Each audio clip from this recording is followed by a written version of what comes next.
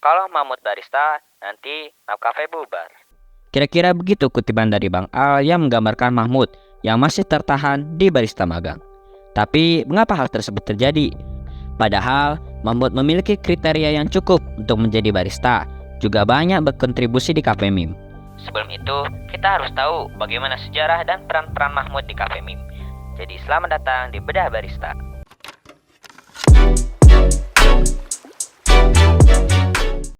Mahmud mulai bergabung di Cypernap Cafe pada 28 April 2021. Pada awalnya, Mahmud hanya sekedar mengikuti giveaway. Namun, ia juga tertarik dan mulai berbaur dengan member-member di sana. 1 bulan kemudian, tepatnya pada 28 Mei 2021, Mahmud untuk pertama kalinya terjun di dunia Cafe Mim. Hai Caca, I love you. Gak anjing. Why are you gay? Who says I'm gay? Tujuan gue tuh bukan ke yang You are donetnya. Tujuan gue tuh bukan ke donetnya, tapi tujuan gue ke Cacanya gitu ya. Dalam membuat meme, Mahmud terinspirasi dengan konsep meme-nya Jerry, Rian, dan Farel. Jerry sendiri adalah salah satu bar impostor, sedangkan Rian dan Farel adalah salah dua barista ultimate. Kalau mau melihat lebih lengkapnya, ada di video ini. Setelah sekian lama ia membuat meme, pada 26 Agustus 2021, Mahmud akhirnya dilantik menjadi barista magang. Lah, bentar.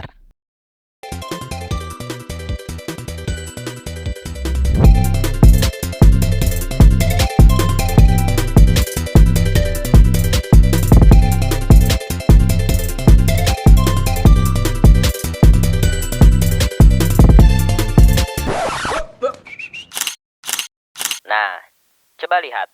Mahmud merupakan salah satu pencetus iklan membership yang kalian kenal. Tapi ini bukan iklan pertama yang mereka buat.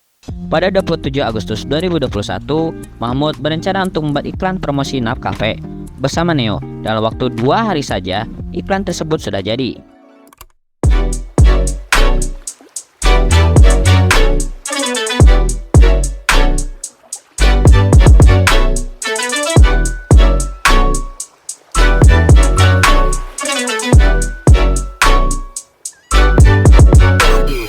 Asik. Emang dah Neofix dah sama Adler.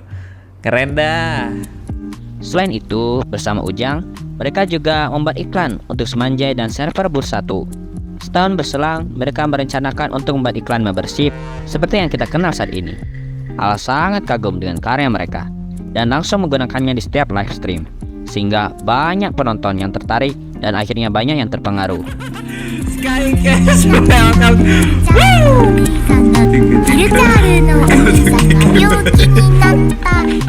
Kalau ya, banyak juga yang repost tanpa izin.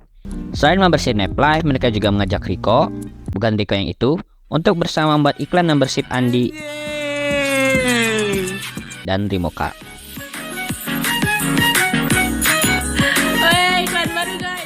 Selain iklan membership, Mahmud juga dikenal dengan format meme buatannya yang menimpa meme lain secara brutal.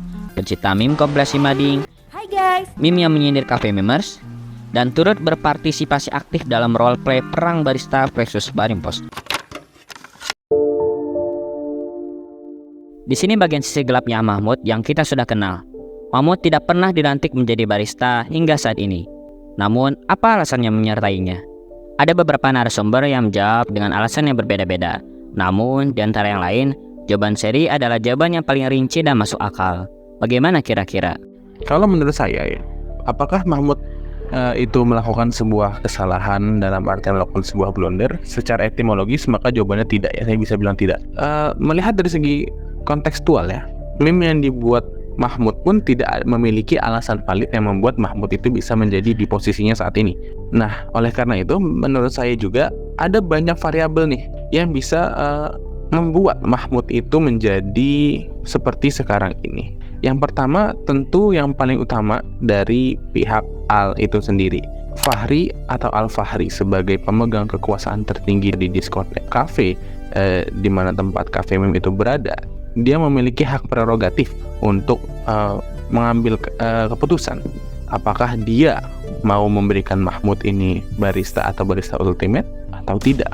Akan tetapi kita juga perlu melihat alasan-alasan yang membuat Al Fahri itu tidak memberikan Mahmud barista atau barista ultimate. Ada dua faktor. Yang pertama faktor internal, yang kedua faktor eksternal. Faktor internal ini tuh adalah dari sifat Al sendiri. Dari memang Al itu tidak mau untuk memberikan Mahmud barista atau barista ultimate. Ada juga faktor-faktor eksternal.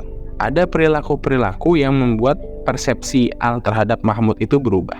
Misalkan Mahmud itu adalah seseorang yang vokal terhadap permasalahan yang ada di cafe meme, mulai dari meme yang overuse, meme yang cringe, meme yang dipaksakan, meme yang di luar konteks, dan lain sebagainya. Kemudian yang kedua adalah Mahmud ini orang yang suka berpraduga. Artinya adalah semua orang dianggap cringe hingga ada bukti yang menyatakan bahwa orang tersebut lucu. Jadi inilah yang saya bilang sebelumnya mengenai Sigma Elite Syndrome, atau sebuah anggapan bahwa dia menganggap dirinya sendiri itu Sigma, orang elit, padahal belum ada tes-tes psikologi yang mendukung bahwa diri itu Sigma atau Alpha, Beta, Delta, Gamma, Omega, dan lain sebagainya. Kemudian ada juga nih, orang-orang tidak suka Mahmud sehingga Al terpengaruh dengan orang-orang tersebut, hingga Al gak mau memberikan role barista atau barista ultimate. Ada satu sifat juga menurut saya dari Mahmud ini yang cukup membuat faktor-faktor kecil itu bertumbuh, yakni adalah sifat dia yang terjebak di masa lalu. Banyak sekali meme-meme dia yang memperlihatkan seberapa indah nap life cafe meme itu pada zaman dulu. Saya setuju, mungkin masa lalu lebih indah daripada masa sekarang. Akan tetapi, marilah kita berhenti untuk melihat ke belakang. Karena kita tidak hidup di masa lalu, kita hidup di hari ini. Kesimpulannya adalah, tidak ada yang salah dalam kedua hal ini. Hanya ada ketidakakuratan kecil yang membuat Mahmud menjadi tidak memiliki barista atau barista ultimate. Itu adalah 100% hak prerogatif dari Al-Fahri. Begitu kutipan yang dapat disampaikan oleh Sherry. Sekali lagi, terima kasih banyak. Terima kasih juga pada Mahmud, Farel, Rian, Ujang, dan Neofix telah membantu gua untuk membuat konten ini. Jika ada kekurangan dalam beberapa hal, silakan koreksi di kolom komentar. Sekian dari Rabu Erpan, keep creative and stay sleepy, dan ciao!